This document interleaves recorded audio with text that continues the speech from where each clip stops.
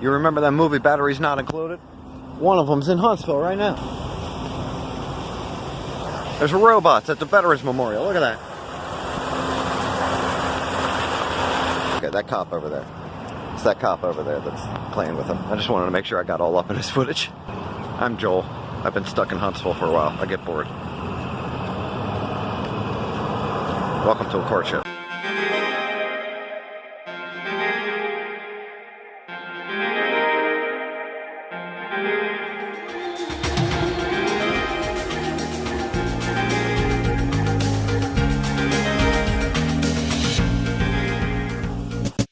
Poison on the skin, the poster boy invented it. Coaster for your beverages, coaster for the relevance. Hold it for the hell of it, the dome was a bang. Speaking steely doors of shores, watching mortgage just sank. The dimes in the drain, better pull her out of the lake. Little lady got a place she wouldn't give to a snake. File the thanks with the tail of wobbly legs. Who bobbled the game, gotta go and gobble the stakes.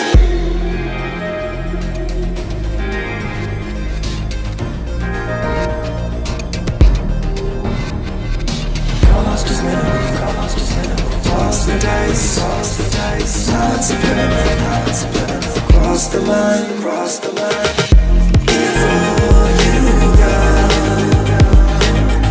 they don't take off, before you go,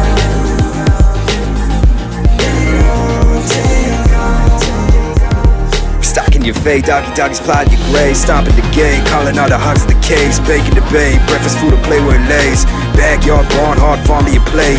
Get your hands dirty for the sake of the game. Say you need to kill us and a sadist in place. And red in the face, they said there was a bit in the cage. Regretting the haste, scribbled out a letter of shame.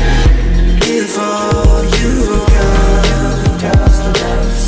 they don't take cross the line. Before you go, they don't take cross the line. Toss the dice, not subliminal, cross the line, cross the line,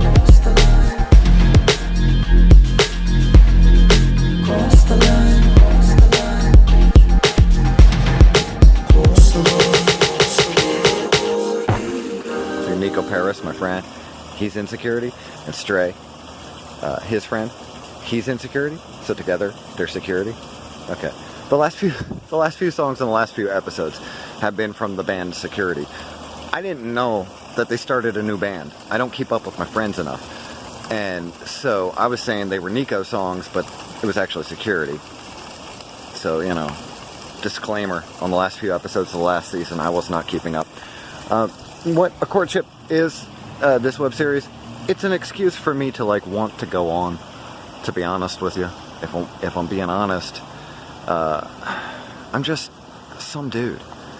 I'm just some dude who's lost in the South. I have very few connections, like real, genuine connections. I have a very tentative support system. So being lost in the South like this, you know, I gotta find reasons to go on. And being creative is one of those things. It's always kept me, you know, driving on in life.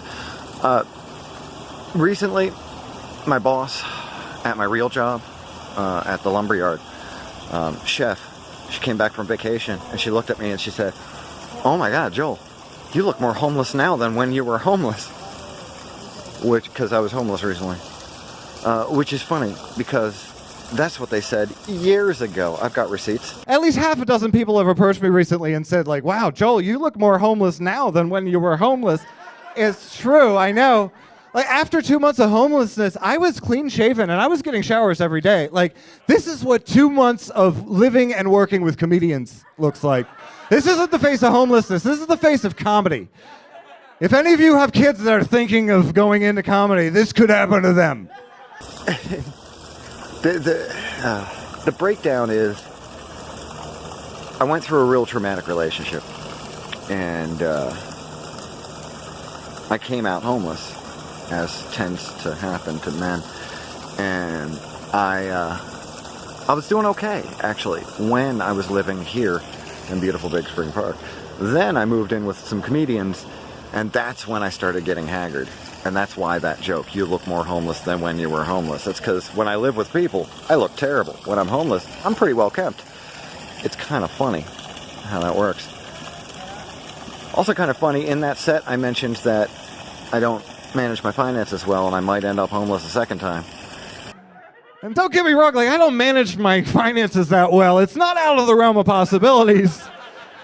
I just don't think it's going to be as charming the second time around. And you know what? I was right. It was not as charming the second time around. Season 3 of A Courtship is me trying to figure out where to be. You know, because I had a bad roommate situation and a bad boss situation, and I kind of walked away from both of them. But then, you know, getting the new job, I didn't have enough money to necessarily live on my own, so I had to find somebody to stay with.